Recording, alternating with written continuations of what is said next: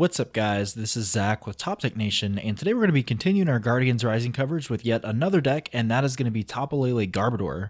Now, this deck's seen a lot of hype. I've seen a lot of other YouTubers post deck profiles, even a few weeks before Guardians Rising came out, and mainly because this Garbodor is, absolutely broken in a sense.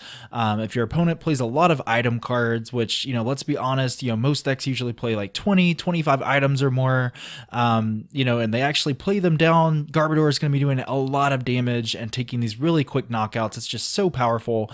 So yeah, the deck is just really good in general if, that's the circumstance. But on the flip side of that, if your opponent decides not to play items, or it's not really a, an item-based deck, you might find yourself in a little bit of trouble, and that's why we do have some alternate attackers as well. So I'm going to go over my version of the deck. As you can see, the new Tapu Koko promo is out, so it's pretty cool that we can finally put this in here, and I think it's a really good addition, so we'll see how it goes. Kicking things off, the main strategy of the deck here is going to be using Garbodor as your primary attacker. It has this Trash Avalanche attack for a single energy, so it's really efficient. And it says this attack does 20 damage for each item card in your opponent's discard.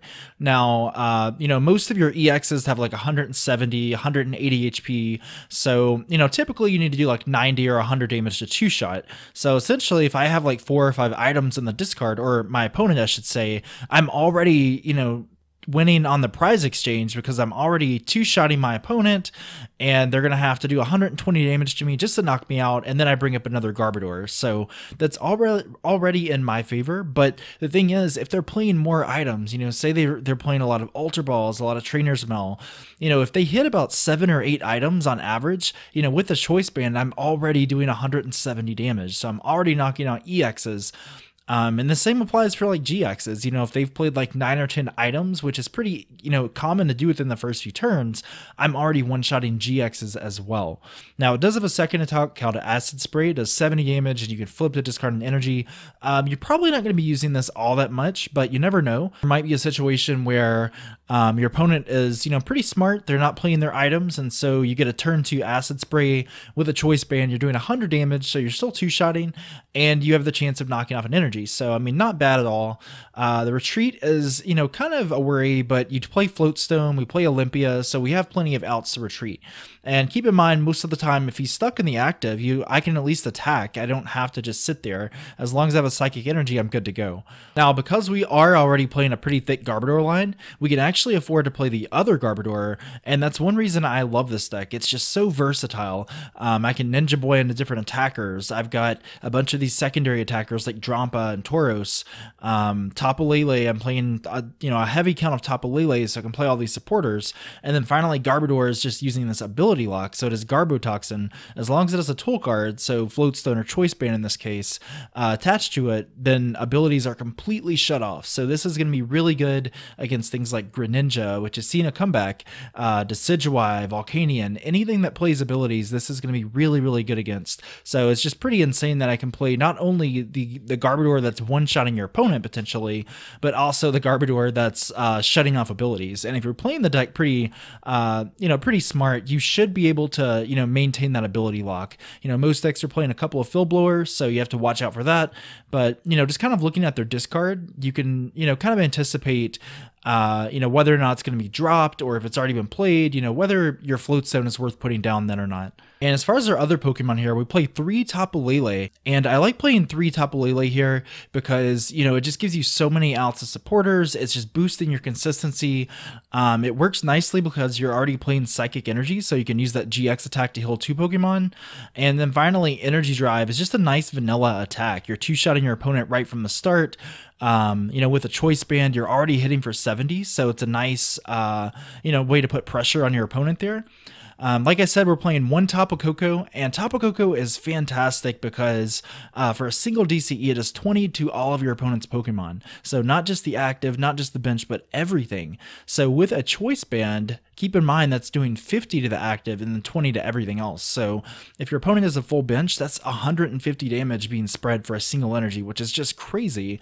Adding to that, it's got metal resistance. So just in case, something like Mega Scizor or another deck like Excadrill or something becomes really popular. It's got resistance to that, so pretty good.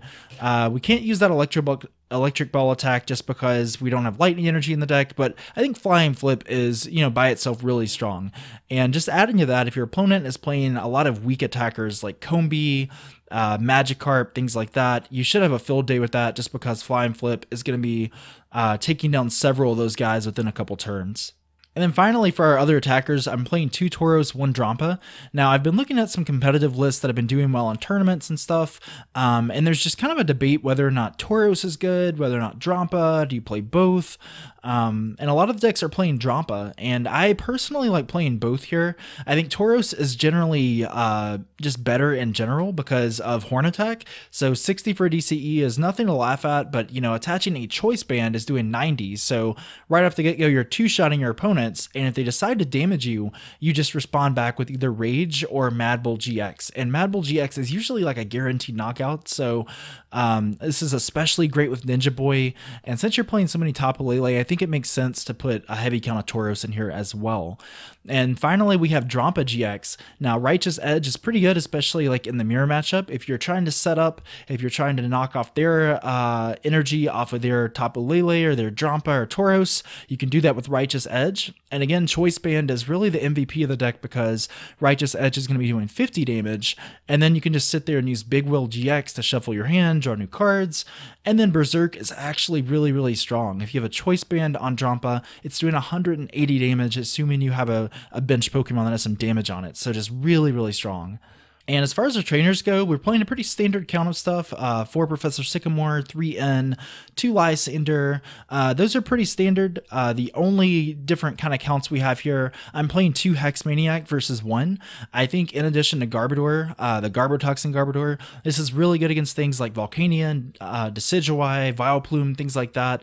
Just really heavy counts, so you can assure that when you play Tapu Lele, you can shut off their abilities for the turn and you can get set up as needed. And then we're also playing a copy of Ninja Boy and Olympia.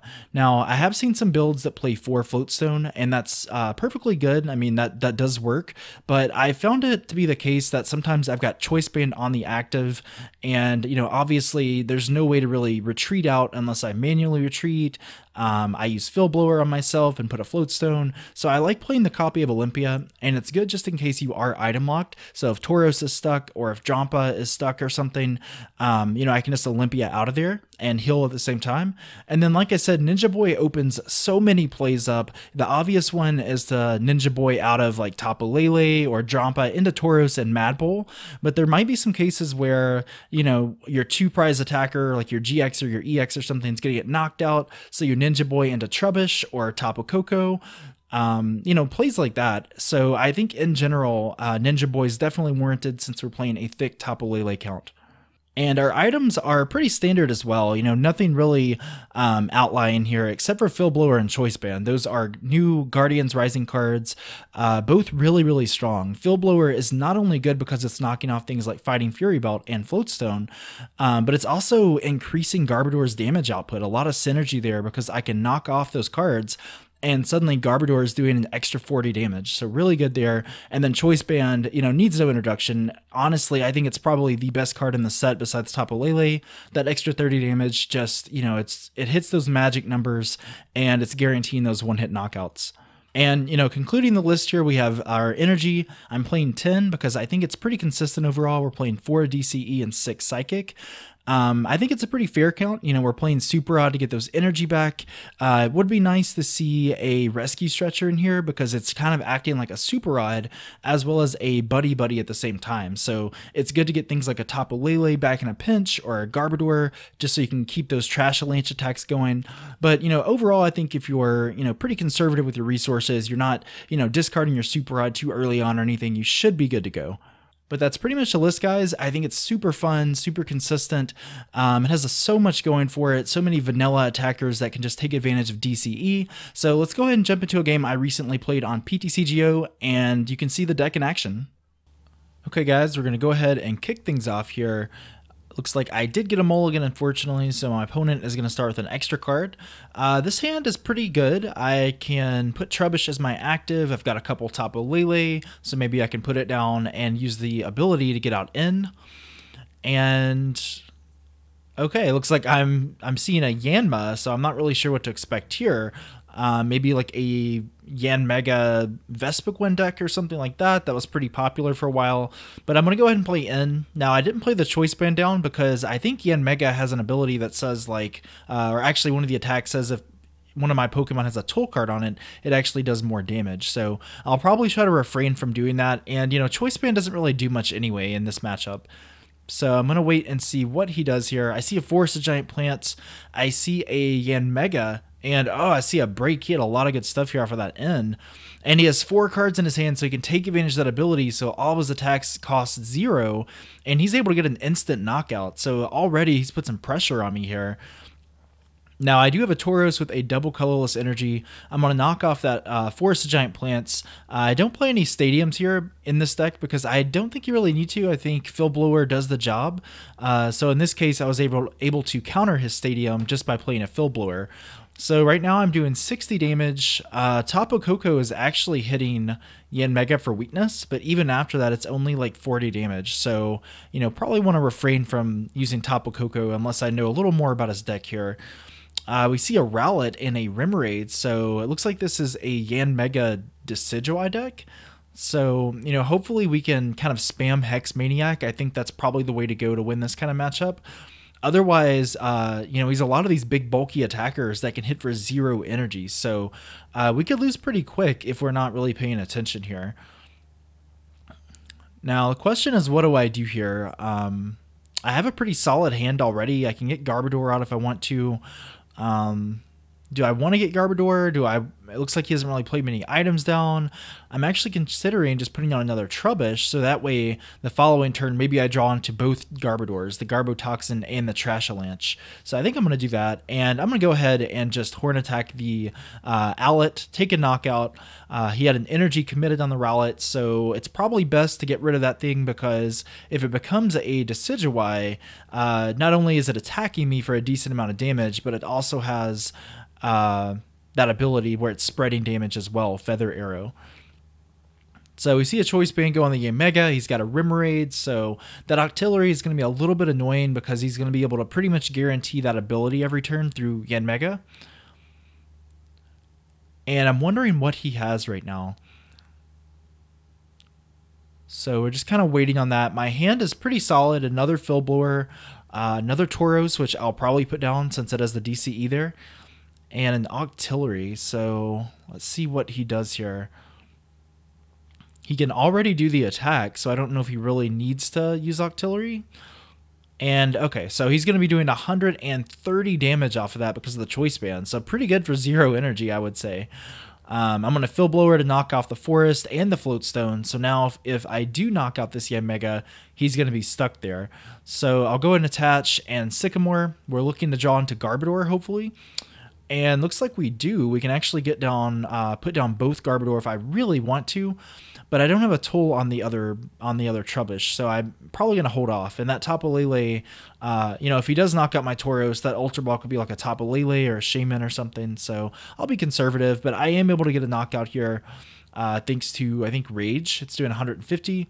So Octillery is stuck here. He doesn't have Forest of Giant Plants. He's really in a bind. He's going to have to do something here. So we see Tapu Lele drop down. Tapu Lele is what I didn't want to see because it can easily get that return knockout with that energy attack. So he gets Bridget. That's a pretty interesting play. I'm guessing he's trying to guarantee that he gets some Pokemon down before Garbodor comes out. And, you know, keep in mind he can still take advantage of the Abyssal Hand ability, so he can draw until he has 5, even after setting up here. So this is a pretty interesting matchup, and I've checked his discard. I think I checked his discard already, but he's only played a handful of items here. So I'm going to have to be careful. Garbodor is not really doing the job. I'm going to have to rely on Tapu Lele and Tauros until he decides that he has to burn through these items to, you know, keep up with the game. So yeah, I'm counting and I see 3 item cards. So Choice Band doesn't really work in this matchup. So Garbodor is not really helping right now. So, you know, reluctantly, I'm trying to think where the energy should go. I guess I'll put it on Trubbish just in case. Yeah, Yeah, I think I'll just Hex Maniac. So now he has to attack with Tapu Lele. He can't attack with Yanmega. He can't use the Sigilwise ability. And now Octillery is gone, so some of his draw power is also gone. So, I mean, the matchup looks fairly easy. It looks fairly one-sided, but that can always change because Yanmega, like I said, unless I can just keep spamming these Hex Maniacs, he has an advantage in the sense that he has a bunch of these one-prize attackers. And especially if Decidueye comes out, it's going to be really bulky. It's got that GX attack. So we're going to have to wait and see what happens here. He really needs a DCE to keep up. I think Yanmega has free retreat, so it can go out to the Tapu Lele. But again, we have to have... you know, a way to knock this thing out. So he is going to retreat. Does he have a DCE? Oh, he doesn't. Okay, so I think I already used... Did I use Mad Bull GX already? I can't even remember. I think I might already have used it to knock out something else he had. So if that's gone, I can't really do much else here. I can hit for 150. If I have a... Yeah, I can hit for 150. I guess if I have a Choice Band, I could do 180. But my bench is full. I don't have a supporter, so that's pretty much out of the window right now. So Garbodor is going to drop down with a Float Stone. I'm shutting off his abilities. I've decided that's probably the best play to go. In hindsight, maybe not, because if this thing gets knocked out, I won't have a supporter. Or if he has a Field Blower or something in his hand as well. I'm just trying to capitalize on this ability lock, so it just makes his attackers pretty much useless. But the question is, does he really have anything in his hand? And we're just kind of waiting right here. I'm just trying to see what he has. And oh, there's the Field Blower. So Garbodor, the Float Stone's going to be knocked off there. His abilities are no longer shut off. So now he can possibly retreat. We see a Timer Ball. And thankfully it's just one heads, not two. So he can't double evolve there. But he's probably going to go ahead and get the break maybe. And now the break has more HP. It's got that attack. But no, he's going to go for the stage 1 instead. Okay. So maybe he already has the break in his hand. Not really sure here. And we see Revitalizer. So that's probably going to get back the break and a Dartrix, which it does. So I get the feeling Decidueye is probably going to be coming down this turn. And that's pretty scary. There it goes. So like I said, the tables have kind of turned here. He can probably get a knockout and tie up the game. It's going to be close here. But I really need a way to shut off his abilities and just keep damaging him and applying pressure. Now we see a Sycamore played down. I'm curious how many items he's actually played at this point. All right, we see an energy, so he's probably going to retreat out and he's going to be attacking with this Yanmega. And Yanmega should be doing enough to knock me out, but he has to hit four cards. If he doesn't have 4 cards, the ability does not work. So what is he going to do at this point? He's going to Ultra Ball. Okay. I think Ultra Ball gets him down to 3 cards, though, unless he has like a Shaymin or something.